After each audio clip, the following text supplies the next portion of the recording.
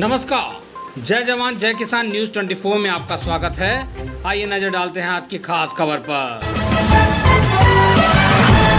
Shri Bhupendra Singh Chauhan Smriti inter college Etawah road Mainpuri में स्थित है। प्रबंधक जी पिछले कई साल से शिक्षा के क्षेत्र में जुड़े हुए हैं। प्रबंधक जी ने बताया कि कोरोना काल के समय में भी ऑनलाइन लगवा रहे थे क्लासेस। प्रबंधक जी ने कहा कि शिक्षा उस शेरनी का दूध है जो पिएगा वो दहाड़ेगा।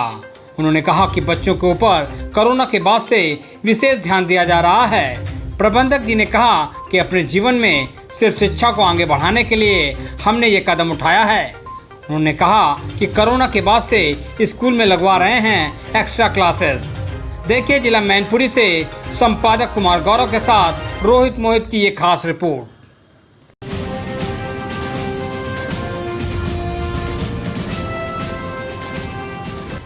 आप देख रहे हैं जय जवान जय किसान न्यूज 24 में कुमार गौरव। आज मैं हूं जिला मैनपुरी में और मैनपुरी का एक विद्यालय श्री भूपेंद्र सिंह चौहान स्मृति इंटर कॉलेज जो कि FCI गोदाम इटावा रोड पर स्थित है।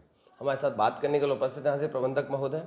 बात करने का और जानने का प्रयास करूंगा कि चूंकि पिछले 2 साल कोविड का समय रहा, कोविड के बाद एक बार नई शुरुआत हुई है। बात करने का और जानने का प्रयास करूंगा कोविड के समय क्या क्या चैलेंजेस रहे, संस्था ने क्या क्या चैलेंजेस फेस करे, बच्चों में क्या क्या परेशानियाँ आई, फाइनेंशियली क्या क्या चैलेंजेस रहे, ऐसे बहुत सारे मुद्दों पे बात करने के लिए बस है। सर सबसे पहले तो आपका स्वागत है। बहुत बहुत धन्यवाद। सर 2 साल कोविड का समय, कोविड के बाद एक बार नई शुरुआत, कैसे रही 2 साल? कोविड के बाद जो नई शुरुआत रही वो काफ़ी परेशानियों भरा रहा, क्योंकि फाइनेंशियली जो समस्या आई, वो जो गार्जियंस थे उनके पास भी समस्या थी और संस्था के पास भी समस्या थी।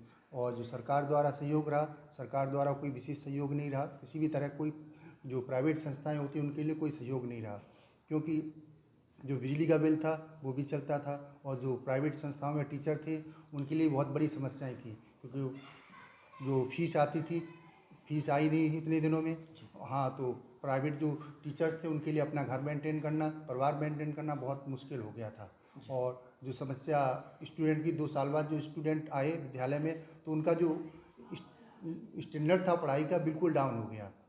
आज उनको नए सिरे से स्टार्ट करना पड़ा, उसके लिए कम से कम 2 साल लगेंगे। पहले हमारे यहाँ स्टूडेंट 1200 करीब स्टूडेंट थे, आज की डेट में 650 स्टूडेंट मात्र रह गए हैं। किसी क्लास में उस समय 40 बच्चे होते थे, उसमें आज किसी सेक्शन में 20 बच्चे, किसी में 15 बच्चे, और स्कूल खर्चे वही हैं। आज महंगाई का ज़माना है तो सैलरी निकालना और स्कूल के खर्चे मेंटेन करना बहुत मुश्किल हो गया। कोविड के समय आपने देखा था ऑनलाइन क्लास का एक क्रेज रहा, तो क्या मानना है आपका, ऑनलाइन और ऑफलाइन में सबसे ज़्यादा इफेक्टिव क्या रहता है? एक्चुअली में जो विद्यालय है, विद्यालय की जो हमारा देश है आज भी 30% करीब गरीबी से गुजर रहा है। जब गरीबी से गुजर रहा तो हर व्यक्ति वो सारी चीज़ें अफोर्ड नहीं कर पाता जिससे ऑनलाइन क्लासेस चलें, क्योंकि हर व्यक्ति के पास मोबाइल नहीं होते हैं। किसी के 3 बच्चे, एक फ़ोन की कीमत एंड्रॉयड हो या कैसा ही फ़ोन हो तो कम से कम 10,000 रुपये का होता है। उसके लिए डाटा फिर कम से कम 250 रुपये का आज की डेट में होता है, 250 रुपये का डाटा होता है। तो हर व्यक्ति, उसके 3 बच्चे 750 रुपये हो, क्लास एक ही समय चलती है। तो ये बहुत सारी परेशानी होती है, इसलिए कोई ऑनलाइन का प्रभाव नहीं रहा। क्या लगता है आपको बच्चों का जो भी एजुकेशन का गैप रहा उसको भरपाई करने में कितना समय लगेगा? एजुकेशन का जो गैप रहा कम से कम 2 से 3 साल लगेंगे। आप ये 2022 चल रहा है, 2024 से 25 तक जो पहले जैसी रनिंग चल रही थी वो आ पाएगी। संस्था क्या क्या एफर्ट करेगी उसको रिकवर करने के? संस्था अपना पूरा समय और जो टीचर हैं पूरा मन से और मेहनत से पढ़ा रहे हैं, जिससे एक्स्ट्रा क्लास भी लगाते हैं और जो कुछ पीरियड होते हैं उसमें ज़्यादा से ज़्यादा पढ़ाने की कोशिश करते हैं कि जो मतलब स्टूडेंट का जो कवर हो जाए। सर आपने देखा होगा हिंदुस्तान पे धीरे धीरे वेस्टर्न कल्चर हावी हो रहा, बच्चे अपनी मूल संस्कृति से दूर जा रहे हैं। हमारा आपका दौर था, माता पिता को प्रणाम करके, बड़ों का सम्मान करके विद्यालय आते थे, आज वो सारी चीज़ें डिनाई हो रही। संस्था ऐसा क्या करेगी जिससे कि हमारी संस्कृति संस्कार बचे रहे और शिक्षा भी बढ़ती रहे? हमारी जो संस्था है, सुबह जब प्रेयर होती है तो हम गायत्री मंत्र से स्टार्ट कराते हैं। गायत्री मंत्र स्टार्ट कराने के बाद में जो हमारी जो प्रेयर होती है वो मैं कराता हूँ, और डेली किसी न किसी की स्पीच रहता है, नहीं तो मैं स्पीच देता हूँ जो हमारी संस्कृति है उसको बचाने के लिए, उसको समझाने के लिए। अभी एक विश्व हिंदू परिषद ने एक प्रोग्राम कर रखा है रामायण और गीता के बारे में ज्ञान करने के लिए। उसकी प्रतियोगिता 6, 7, 8 के लिए बच्चों के लिए प्रतियोगिता कराई जा रही है, जिसमें रामायण और महाभारत के बारे में ज्ञान हो, जिससे हमारी संस्कृति और लोग जाने और समझें, उसे सीखें। पेरेंट्स के लिए क्या संदेश देना चाहिए? पेरेंट को भी ये होता है कि जो रेगुलर मीटिंग होती है, मैं मीटिंग में बुलाता हूँ और उनको ये बताने की कोशिश करता हूँ कि हम अपने घर में कैसे परिवार में रहें, परिवार में कैसे जो टीवी देखते हैं कैसे सीरियल देखें और कैसे उन बच्चों को मोटिवेट करें जिससे हमारे बच्चे वो जो हमारी संस्कृति है और हमारे अपने से बड़ों का कैसे सम्मान करें, संस्कृति को कैसे बचा कर रखें। जी सर, आखिरी सवाल, ईश्वर से क्या प्रार्थना आप करना चाहते हैं कोविड का पूरा सिनेरियो देखने के बाद? ईश्वर से यही प्रार्थना करना चाहता हूँ भविष्य में ऐसा समय ना आए जो गुजर चुका है, क्योंकि ये जो समय गुजरा उसमें हर व्यक्ति परेशान रहा है। किसी के पास ये नहीं कहने के लिए शब्द थे कि मैं कुछ कर सकता हूँ और किसी कोई ये सवाल का जवाब नहीं दे सकता था कि मैं ये आगे होगा।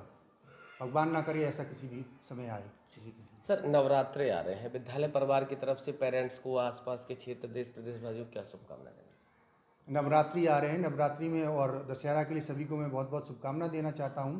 और नवरात्रि का जो पहला दिन स्टार्ट होता है तो पहले दिन जितनी भी विद्यार्थी होते हैं हमारे यहाँ, तो उनके जो व्रत रहते हैं उनके लिए हमारे यहाँ वो अल्पाहार कराया जाता है और अष्टमी होती है उसमें भी जो बच्चे व्रत रहते हैं उनको भी अल्पाहार हम लोग कराते हैं। बहुत बहुत धन्यवाद सर बात करने के लिए, समय देने के लिए। हमारे साथ है श्री भूपेंद्र सिंह स्मृति विद्यालय के प्रबंधक महोदय। बहुत बारीकी से बताया कि कोविड के समय क्या क्या परेशानियां, क्या क्या चैलेंजेस रहे। हमें भी आशा है, उम्मीद है कि संस्था अपना 100% योगदान देगी, जिससे कि बच्चों का जो भी शिक्षा का गैप रहा उसको रिकवर करने में आसानी हो। न्यूज़ 24 की तरफ से प्रबंधक जी को, विद्यालय परिवार को आने वाले पर्व नवरात्रे की बहुत बहुत बधाई, बहुत बहुत शुभकामनाएं। धन्यवाद।